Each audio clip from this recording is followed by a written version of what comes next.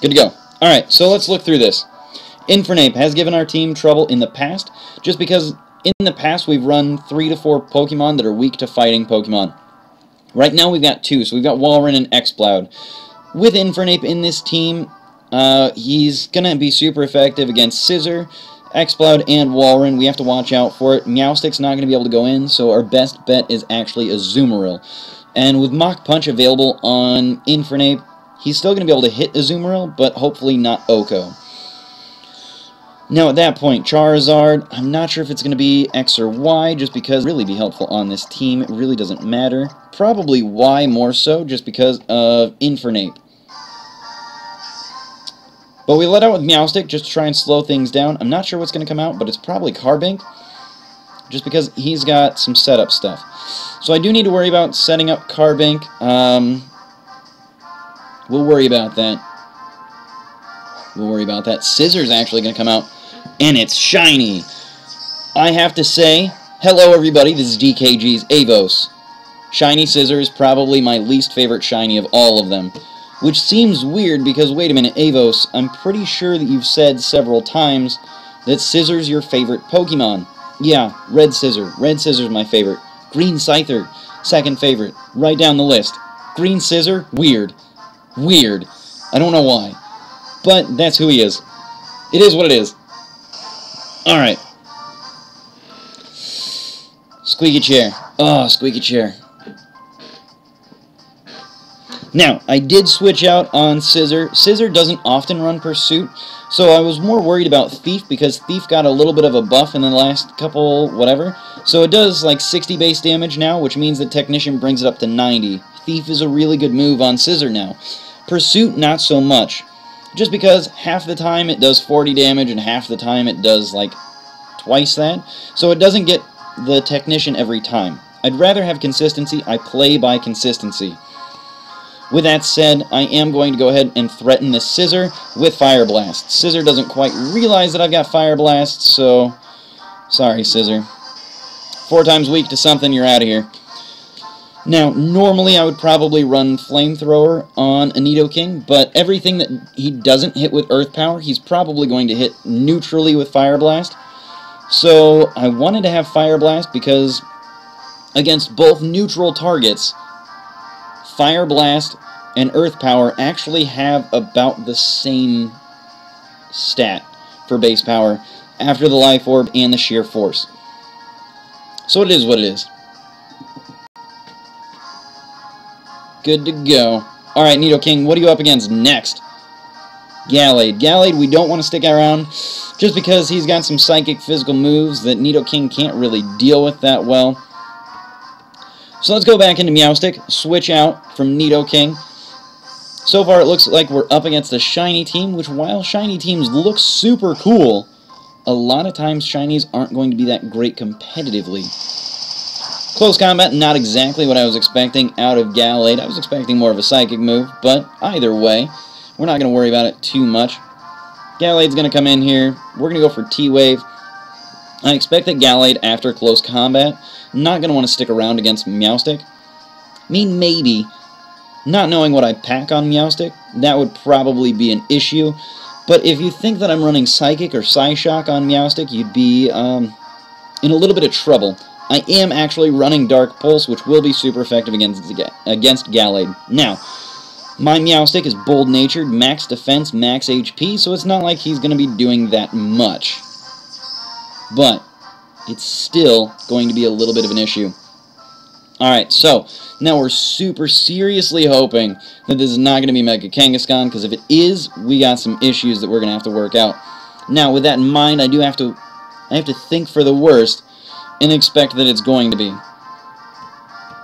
So I'm going to go ahead and switch out of Meowstic because we've already got Kangaskhan paralyzed, which his speed is really helpful for him. So we're going to go into Azumarill just because it's going to help us out. Azumarill hits pretty hard. He's also got Brick Break, which is our only real fighting move on this team right now. So we've got Brick Break, which is going to be super effective, as you can see, doing a decent chunk of damage, but it looks like Citrus Berry is going to come in here and restore a decent chunk. Now, maybe, just maybe, We've got Play Rough on Azumarill that's going to be able to help us out. Critical Hacks on that Earthquake, so I'm not thinking that we're going to take too much damage from this Kangaskhan after this. We should be able to survive one more Earthquake, so I can go for Play Rough, get Kangaskhan low enough that we don't have to worry about it too much, and then get that Aqua Jet to finish it off. We should be okay. That's where I'm going with this, because if you go on just how much damage that did and the fact that it got a critical hit is about a 6.25% chance of happening. It does 1.5 times the normal damage, so since it took me just barely below half, I should be able to survive the next Earthquake, get an Aqua Jet, clear out this Kangaskhan before he does too much more damage. Now, we don't know if this is Adamant, we don't know if this is Jolly, but it is what it is. Doesn't really matter what it is, but now we've got a Fairy-type Pokemon coming out. Fairy Rock on Carbink, if I do recall correctly, which means that our fighting move is going to be helpful again, but we want to keep this Azumarill alive just because we can. We do what we must because we can. Right? Nerd cred? Anybody? Awesome. Alright, so we are going to go into Scizor, because this is Rock and Fairy, so it's 4 times weak to our Bullet Punch. So if he switches in Kangaskhan, Kangaskhan's out of here. If he keeps Carbink in, then Carbink is dead. But he set up the Stealth Rocks. I think that's about the only thing that he can really set up. So I'm going to go for a Sword Stance right away, predicting the switch on Carbink, because keeping Carbink in 4 times weak to Bullet Punch, maybe not the smartest move. But it looks like Reflect is going to come up, so it's really going to null out our Sword Stance. But even if he's got dual screen Carbink, I'm not terribly worried about it. And so we can stall it out a little bit. We could probably sweep with the Scizor at this point if he's going to let us set it up. But it looks like Carbink's going to switch out now. We're going to get our Sword Stance up, which is basically like setting up another set. Alright, now Infernape being in here. Well, it means that Scizor's in a lot of trouble. Scizor should probably switch out. Scizor should definitely switch out. There's no reason that Scizor should stay in this. I'm telling you this because I'm going to keep Scizor in. Mega Evolve, go for the Bullet Punch, and hope that Infernape is enough of a glass cannon that a +2 Mega Scizor with Bullet Punch is going to deal with it pretty well. Probably not. Not at all. We're going to lose Scizor for it. Is what it is. With the Reflect up, with the fact that he's fighting and fire, whatever. When you've got +4 on a Scizor, it's really hard to give it up, and I really didn't want to. But with that in mind, we've got Azumarill in here. We've already scouted out a couple of his Pokemon that we're not really terribly worried about. Oh, he set up the Stealth Rocks. Azumarill's out of here. Sorry, Azumarill. Now, at this point, where do we want to go? Let's go back into Meowstic, check it out, see why not. Probably should have left Scizor alive. Oh well. Can't undo what you already did. Alright, let's go for the T-Wave, slow this thing down. We're going to threaten him out just to see what's going on. If he's going to switch out the Infernape, go into something else, he could probably go into Kangaskhan and deal with this pretty well, just because Kangaskhan's already paralyzed, not going to have to worry about it. And even if we were going for Dark Pulse, it wasn't going to do that much against Infernape anyway. Kangaskhan already paralyzed, we should be able to clear it out with a Dark Pulse. Not too big a deal. Sucker Punch going to hurt, though. Meowstic with the max defense, though. Surviving. He's a survivor. Gotta love it. That's why I run max defense on this Meowstic, honestly. I run max defense on this Meowstic because I've got the light screen on him. And so, with max defense, Meowstic is actually stronger, well, more defensive than Klefki. And then, when you put up the light screen, more special defensive than Klefki. So now we're going to basically clear out this Meowstic. It looks like Gallade is a little bit faster. Meowstic, I'm sorry, buddy. We went for the Para Hacks trying to get this Gallade going, but not happening. Now where do we want to go? Ooh, let's check out Exploud. Why not? Exploud, pretty bulky, not too much of a problem there. 211 HP, but unfortunately, without any leftovers or anything else, you can't take full advantage of it. I'm a little disappointed in the way that I've set up Exploud, but he is max HP, max special attack, and the fact that his defense and special defense are just awful. I mean awful. It makes him a little rough to use, but you know what? We've got Uproar, so let's go for it. I didn't see any ghosts on the team that I remember. Close combat's going to hurt, though. A lot of hurting going on. Exploud, man. I wanted to keep you alive, buddy. 211 HP. One shot. That's our first time bringing Exploud into battle. Thank you, Exploud. Good job, buddy. Now, at this point, I really don't want to switch out Nidoking against Gallade. I really don't want to switch out Walrein because he's our special defensive Pokemon. But Nidoking seems like the best bet at this point. Gallade probably, I mean, he's got the Shadow Sneak. He's going to be faster than us, and I'm still worried about some of that. But we'll see what happens. Go for the Earth Power, see what we can do. Psyshock, yep. This is why I didn't want to switch him out.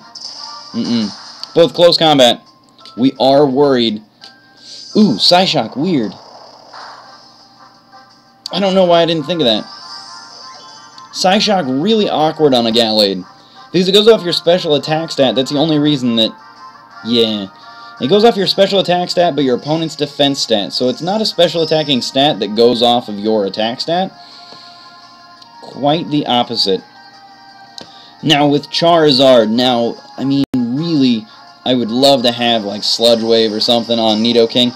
But the way that I'm running with him is T-Bolt. T-Bolt's awesome.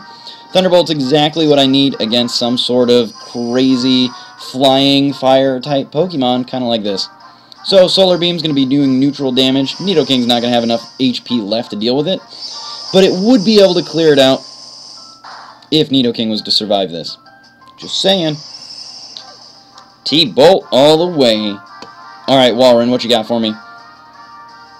Walrein not going to be able to sweep this at this point, but we're going to be able to see exactly what Walrein's got going on. Now, the Solar Beam is going to be doing super effective damage. But he is our special defensive wall, so we might as well just give him a shot, see what he can do. It's our last Pokemon anyway. Not like, what are we going to do? Lose more? Alright, now Earthquake on a Charizard Y, don't necessarily agree with. Mostly because Charizard Y is a special attacking Pokemon. Solar Beam would have been super effective on Walrein. And while you've got the sun up for like 2 seconds before I get the hail out, would have been doing super effective damage on me. Now he's relegated down to like Flamethrower, which is only going to do neutral damage on Walrein. And with the leftover and the Ice Body, I mean, it's just going to be a little bit shitty.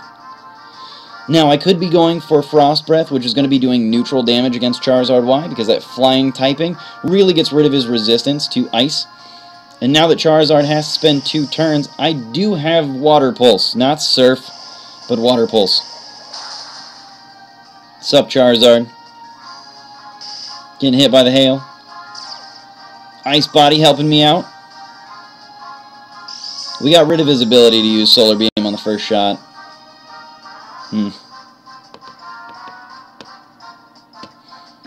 Now, the nice thing about Walrein is Protect.